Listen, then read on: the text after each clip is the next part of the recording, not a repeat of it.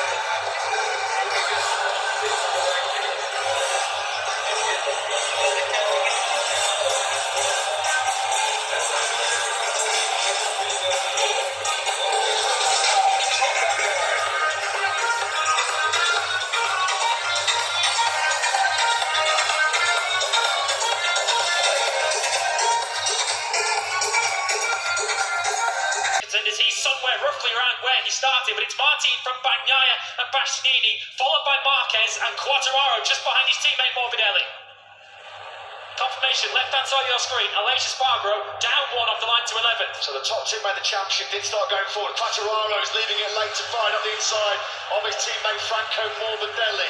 I wonder if Morbidelli might have just eased alongside there, not to disturb or bother Morbidelli. He loses another place there to Juan Mir. So our top two made the championship and made progress forwards, not more so than Bagnaia, 9th to 2nd. Quartararo then has gone from 12th to 5th. Superb first lap for our top two men in the standing. And Race Espargaro's not really made any progress. He started 10th, he was 11th, but now he's back up in a 10th through that third sector.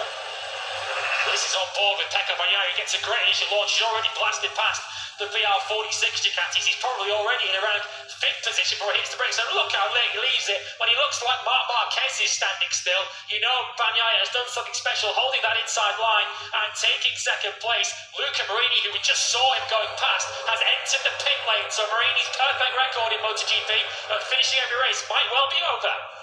Pecco Bagnaia, that was like he was playing a video game, wasn't it, that start?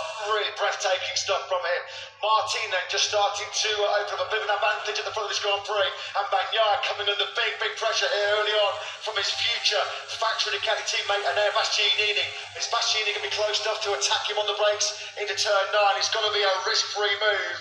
And now Bastianini's got to make sure that he's in front of this Grand Prix. There he is in the 89 bike into team position. Jack Miller has just overtaken him, so Miller doing a bit of a turn for his teammate. He can't take the risk. This would be the most spectacular own goal in Grand Prix history, wouldn't it? Akin with the Danny Pedrosa, Nicky Hayden both fresh under in Portugal and of the century, wouldn't it?